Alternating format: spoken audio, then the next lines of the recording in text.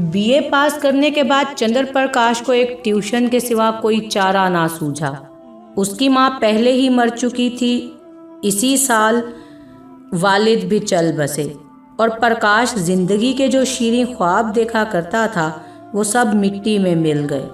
उसके वालिद आला ओहदे पर थे और उनकी वसातत से चंद्र प्रकाश को कोई अच्छी जगह नौकरी मिलने की पूरी उम्मीद थी, मगर वो सब मंसूबे धरे ही रह गए और अब गुज़र औकात के लिए सिर्फ 30 रुपये माहवार की ट्यूशन ही रह गई थी। वालिद ने कोई जायदाद ना छोड़ी, उल्टा भूख का बोझ और सर पर लाद दिया।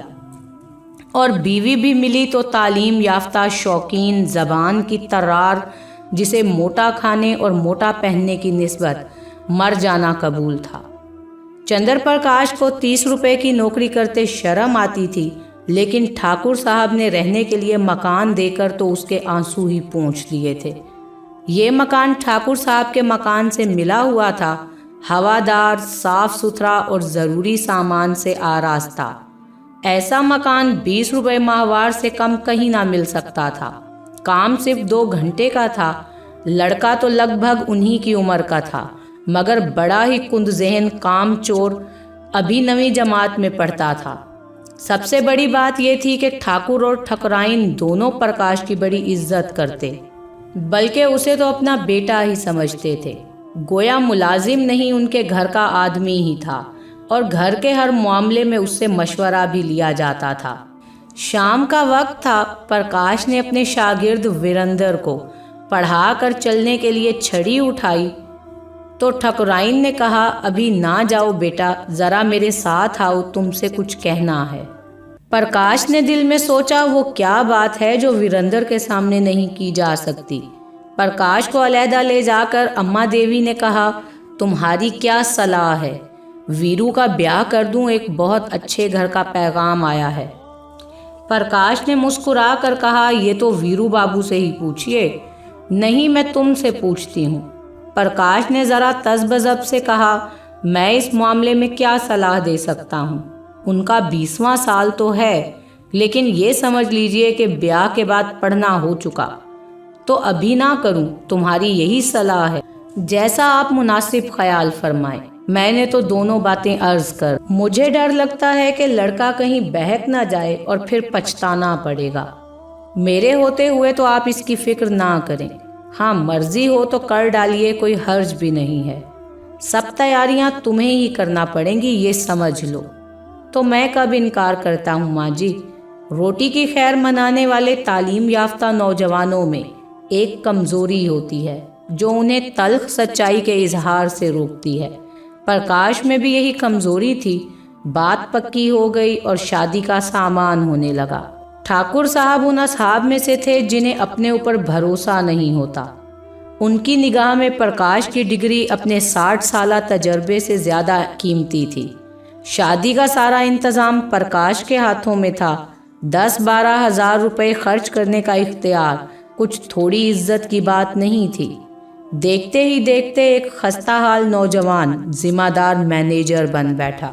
कहीं बजाज उसे सलाम करने आया है, कहीं मोहल्ले का बनिया घेरे हुए है, गैस और शामियाने वाला खुशामद कर रहा है।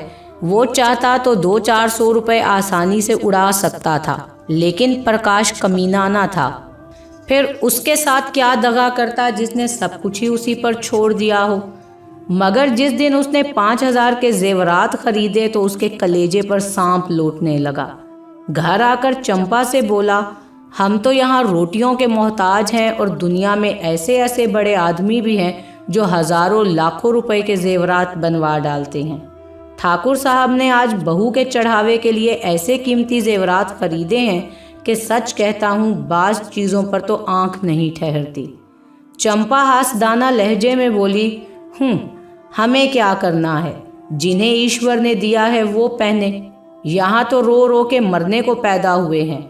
चंद्र प्रकाश बोला, यही लोग मज़े उड़ाते हैं, ना कमाना ना धमाना। बाप दादा छोड़ गए हैं, मज़े से खाते हैं और चैन करते हैं। इसीलिए कहता हूँ कि ईश्वर बड़ा गैर मुनसिफ है। चंपा ने कहा कि अपना अपना मुकद्दर है, ईश्वर का क्या कसूर है। तुम्हारे बाप दादा छोड़ गए होते तो तुम भी मज़े उड़ाते। यहाँ तो रोज़मर्रा का खर्च चलाना मुश्किल है। गहने और कपड़े को कौन रोए। कोई ढंग की साड़ी भी नहीं कि किसी भले आदमी के घर जाना हो तो पहन लूँ।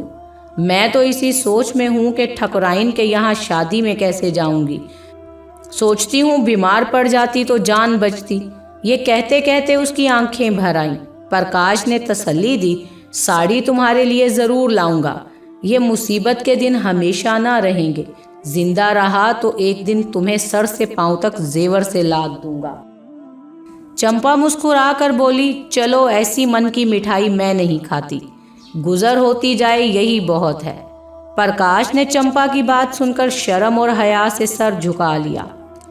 उसने सोचा, चंपा उसे इतना काहिलुल वजूद समझती है। रात को दोनों खाना खाकर सोए तो प्रकाश ने फिर जेवरात का जिक्र छेड़ा। जेवर उसकी आंखों में बसे हुए थे। इस शहर में ऐसे बढ़िया जेवर बनते हैं, मुझे खबर न थी। चंपा ने कहा, कोई और बात करो। जेवरों की बात सुनकर तो दिल ही जलता है। ऐसी चीजें तुम पहनो तो रानी लगो। जेवरों से क्या खूबसूरती मालूम होती है। मैंने तो ऐसी भी बहुत सी औरतें देखी हैं जो जेवर पहनकर भी बद्दी मालूम होती हैं। ठाकुर साहब मतलब के यार मालूम होते हैं। ये ना हुआ कि कहते कि तुम इसमें से कोई चंपा के लिए लेते जाओ। तुम कैसी बच्चों की सी बातें करते हो। इसमें बचपन की क्या बात है। कोई फराख दिल आदमी भी इतनी कंजूसी ना करता। मैंने इतना सखी कोई नहीं देखा जो अपनी बहू के जेवर किसी गैर को बख्श दे। मैं गैर नहीं हूँ, हम दोनों एक ही मकान में रहते हैं। मैं उनके लड़के को पढ़ाता हूँ और शादी का सारा इंतज़ाम कर रहा हूँ। अगर 100-200 की चीज़ दे देते तो कौन सी बड़ी बात थी, मगर अहले सरवत का दिल दौलत के बोझ से दबकर सुकड़ ही जाता है। उनमें सखावत और फराख हौसलगी के लिए जगह नहीं रहती। यकायक प्रकाश चारपाई से उठकर खड़ा हुआ। चंपा के नाजुक जिस्म पर एक गहना भी नहीं, फिर भी वो कितनी शाकिर है। उसे चंपा पर रहम आ गया। यही तो खाने पीने की उम्र है और इस उम्र में उस बेचारी को हर चीज़ के लिए तरसना पड़ता है। वो दबे पांव घर से बाहर छत की तरफ चला आया। ठाकुर साहब की छत उसकी छत से मिली हुई थी। बीच में एक 5 फुट ऊंची दीवार थी। वो दीवार के ऊपर चढ़ गया और ठाकुर साहब की छत पर आहिस्ता आहिस्ता उतर गया।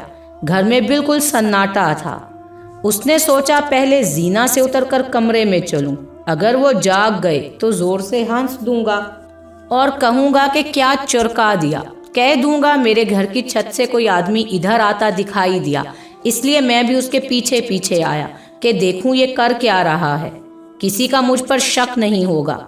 अगर संदूक की कुंजी मिल गई तो मज़े हैं। सब नौकरों पर ही शुभा करेंगे। मैं भी कहूँगा, साहब नौकरों की हरकत है, उनके सिवा और कौन ले जा सकता है। मैं नलवा निकल जाऊँगा। शादी के बाद कोई दूसरा घर ले लूँगा। फिर आहिस्ता आहिस्ता एक एक जेवर चंपा को दूंगा, जिससे कोई शक भी ना गुजरेगा उसे। फिर भी वो जब जीना से उतरने लगा तो उसका दिल धड़क रहा था। धूप निकल आई थी। प्रकाश अभी सो रहा था कि चंपा ने उसे जगा कर कहा, बड़ा गजब हो गया। रात को ठाकुर साहब के घर में चोरी हो गई। चोर जेवरों का डब्बा उठाकर ले गए।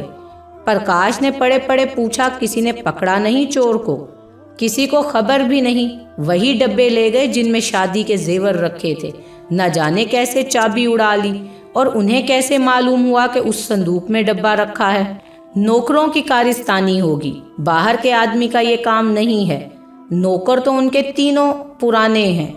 नियत बदलते क्या देर लगती है। आज मौका देखा, उड़ा ले गए। प्रकाश ने कहा, तुम जाकर उनको तसल्ली दो। ठकुराइन बेचारी रो रही है। तुम्हारा नाम लेकर कहती थी कि बेचारा महीनों से इन जेवरों के लिए दौड़ धूप कर रहा था। एक एक चीज़ अपने सामने बनवाई और चोर मुंडी काटे ने उसकी सारी मेहनत पर पानी फेर दिया। चंपा ने कहा।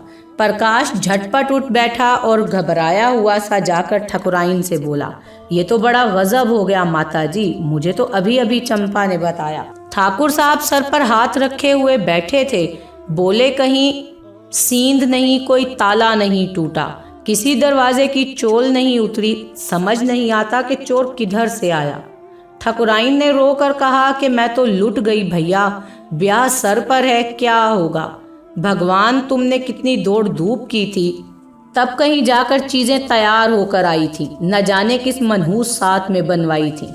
प्रकाश ने ठाकुर साहब के कान में कहा, मुझे तो नौकरों की शरारत मालूम होती है।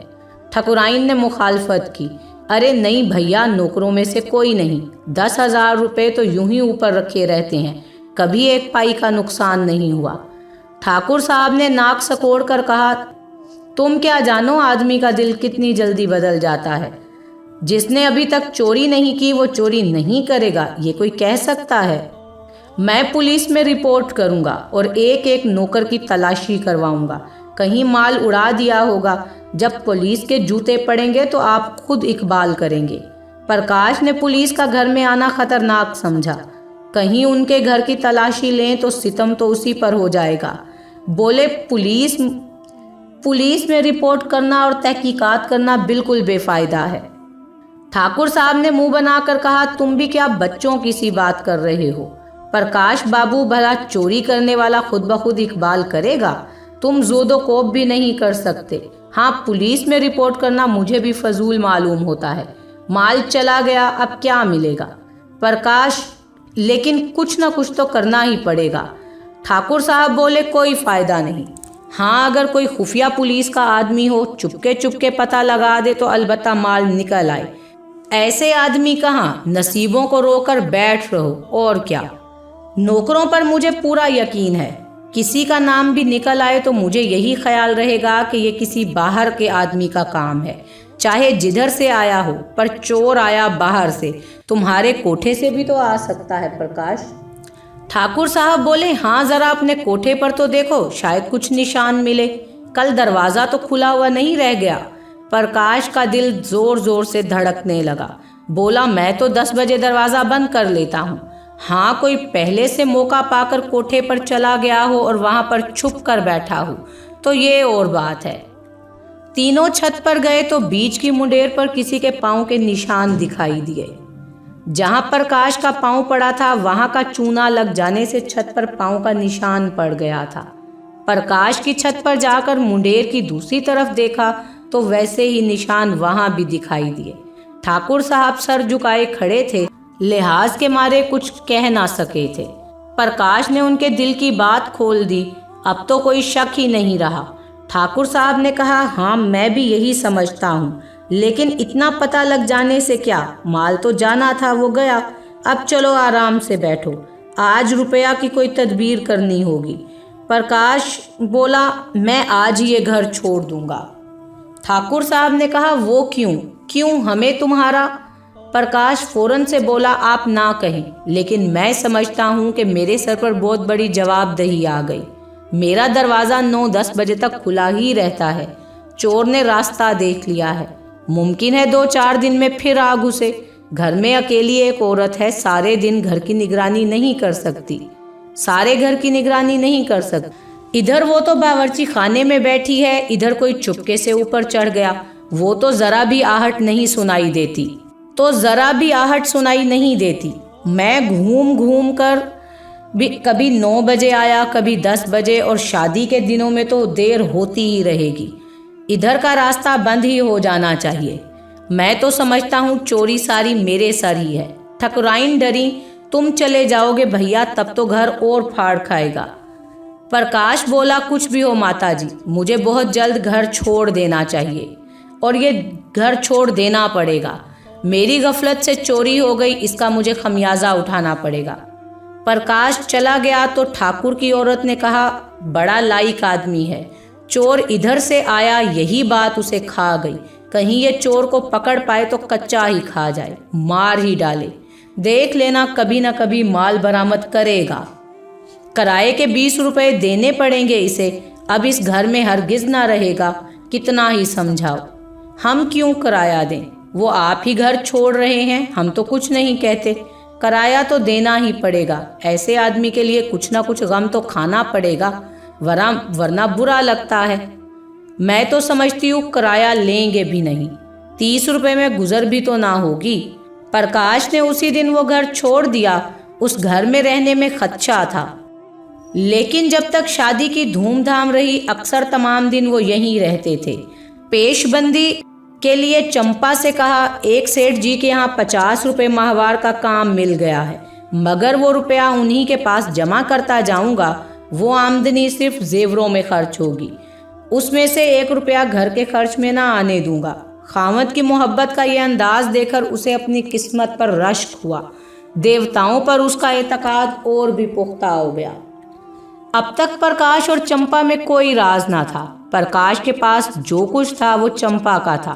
चंपा ही के पास उसके ट्रंक, संदूक और अलमारी की चाबियां रहती थी। मगर जब प्रकाश का एक संदूक हमेशा बंद रहता था, इसकी चाबी कहाँ है, इसका चंपा को पता नहीं था। वो पूछती उस संदूक में क्या है तो वो कह देते, कुछ नहीं, पुरानी किताबें हैं। मारी मारी फिरती थी, उठाकर संदूक में बंद कर दी हैं। चंपा को शक की गुंजाइश ना थी। एक दिन चंपा उन्हें पान देने गई तो देखा वो उस संदूक को खोलकर कुछ देख रहे हैं। उसे देखते ही उनका चेहरा फक हो गया। शुबे का अखवा सा लगा, मगर पानी बहकर सूख गया।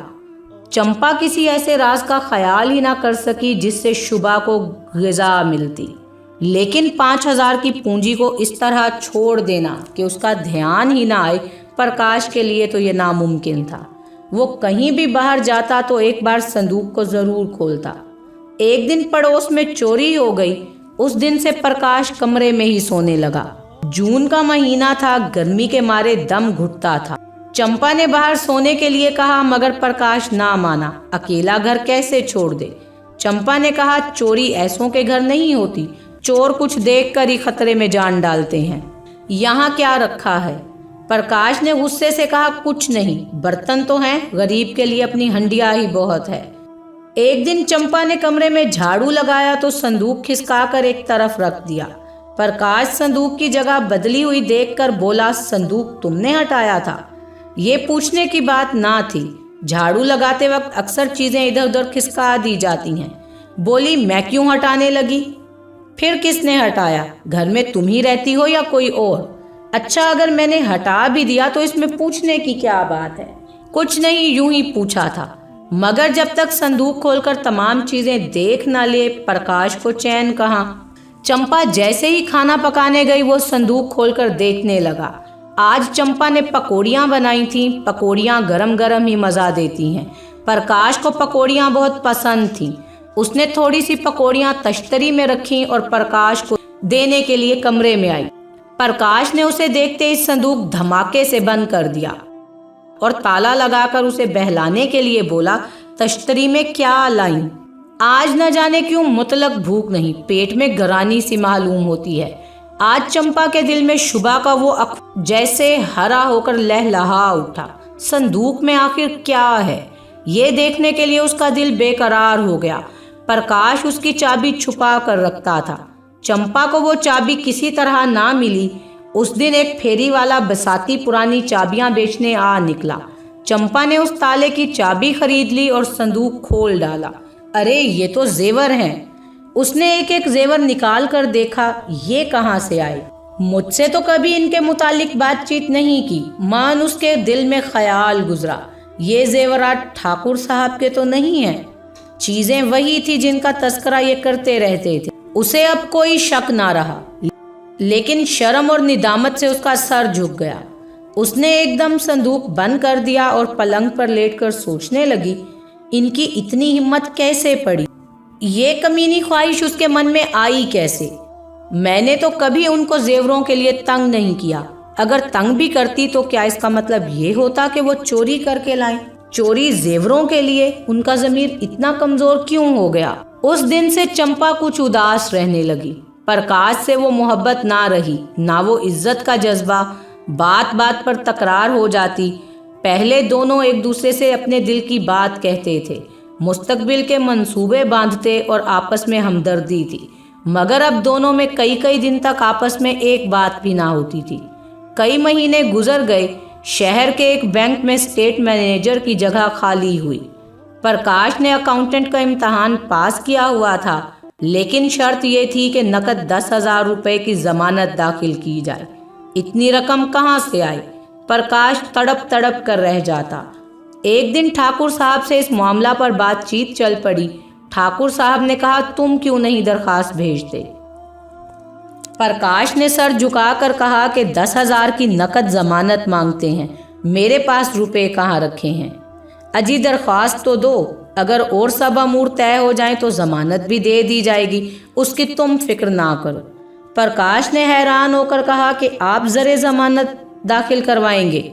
हाँ हाँ, ये कौन सी बड़ी बात है, ठाकुर साहब ने कहा।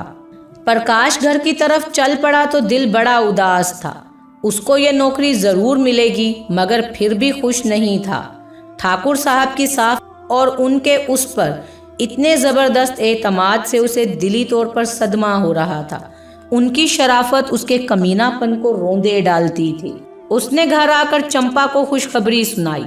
चंपा ने सुनकर मुंह फेर लिया, फिर 1 मिनट के बाद बोली, ठाकुर साहब से तुमने क्यों जमानत दिलवाई? जगह ना मिलती ना सही, रोटियां तो मिल ही जाती हैं, रुपए पैसे का मामला है, कहीं भूल चूक हो जाए तो तुम्हारे साथ उनके पैसे भी जाएंगे। ये तुम कैसे समझती हो कि भूल चूक होगी? क्या मैं ऐसा अनाड़ी हूँ? चंपा ने कहा कि आदमी की नीयत भी तो एक जैसी नहीं रहती हमेशा। प्रकाश सन्नाटे में आ गया। उसने चंपा को चुपती हुई नजरों से देखा, मगर चंपा ने मुंह फेर लिया था। वो उसके अंदरूनी ख्याल का अंदाजा ना लगा सका, मगर ऐसी खुशखबरी सुनकर भी चंपा का उदास रहना उसे खटकने लगा था। उसके दिल में सवाल पैदा हुआ कि उसके अल्फाज में कहीं तंज तो नहीं छुपा हुआ। चंपा ने संदूक खोलकर कहीं देख तो नहीं लिया। इस सवाल का जवाब हासिल करने के लिए तो उस वक्त अपनी एक आंख भी नजर कर सकता था। खाने के वक्त प्रकाश ने चंपा से पूछा कि तुमने क्या सोचकर कहा कि आदमी की नीयत तो हमेशा एक सी नहीं रहती, जैसे ये उसकी जिंदगी और मौत का सवाल हो। चंपा ने आजुर्दा होकर कहा, कुछ नहीं, मैंने तो वैसे ही दुनिया की बात कही थी। प्रकाश की तसल्ली ना हुई। उसने पूछा, क्या जितने आदमी बैंक में मुलाजिम हैं उनकी नीयत बदलती रहती है? चंपा ने गला छुड़ाना चाहा, तुम तो जबान पकड़ते हो। ठाकुर साहब के यहाँ शादी में ही तुम अपनी नीयत ठीक ना रख सके, 100-200 रुपया की चीज घर में रख ही ली। प्रकाश के दिल से बोझ सा उतर गया। मुस्कुरा कर बोला, अच्छा तुम्हारा इशारा उस तरफ था, लेकिन मैंने कमीशन के सिवाय उनकी एक पाई भी नहीं छुई, और कमीशन लेना तो कोई पाप नहीं। बड़े बड़े हुक्काम खुले खजाने कमीशन लिया करते हैं। चंपा ने नफरत के लहजे में कहा, जो आदमी अपने ऊपर इतना यकीन रखे उसकी आंख बचाकर एक पाई भी लेना मैं गुनाह समझती हूँ। तुम्हारी शराफत जब जानती कि तुम कमीशन के रुपए जाकर उनके हवाले कर देते। इन 6 महीनों में उन्होंने तुम्हारे साथ क्या क्या सलूक किए, कुछ याद भी है? मकान तुमने खुद छोड़ा, लेकिन वो 20 रुपए माहवार दिए जाते हैं। इलाके में कोई सौगात आती है तुम्हारे यहाँ जरूर भेजते हैं। तुम्हारे पास घड़ी ना थी, अपनी घड़ी दे दी। तुम्हारी कहारन जब नागा करती है, खबर पाते ही अपना नौकर भेज देते हैं। मेरी बीमारी में डॉक्टर की फीस उन्होंने अदा की और दिन में 2-2 मर्तबा पूछने आया करते थे। ये जमानत क्या छोटी बात है? अपने रिश्तेदारों तक की जमानत कोई यूं जल्दी से देता नहीं। तुम्हारी जमानत के लिए नकद 10,000 रुपए निकाल कर दे दिए। इसे तुम छोटी बात समझते हो? आज तुमसे कोई गलती हो जाए तो उनके रुपए तो जब्त समझो। जो आदमी अपने ऊपर इतनी मेहरबानी करे उसके लिए हमें जान भी कुर्बान करने के लिए हमेशा तैयार रहना चाहिए। प्रकाश खाना खाकर लेटा तो उसका ज़मीर उसे मलामत करता रहा। दुखते हुए फोड़े में कितना मवाद भरा है ये उस वक्त मालूम हो जब नश्तर लगाया जाता है। चंपा के उन मलामत आमेज अल्फाज ने प्रकाश की इंसानियत को बेदार कर दिया। वो संदूक कई गुना भारी होकर पत्थर की तरह उसे दबाने लगा। फैली हुई हरारतें एक नुक्ता पर जमा होकर शोलागीर हो गईं। कई रोज गुजर गए। प्रकाश को बैंक में मुलाजमत मिल गई।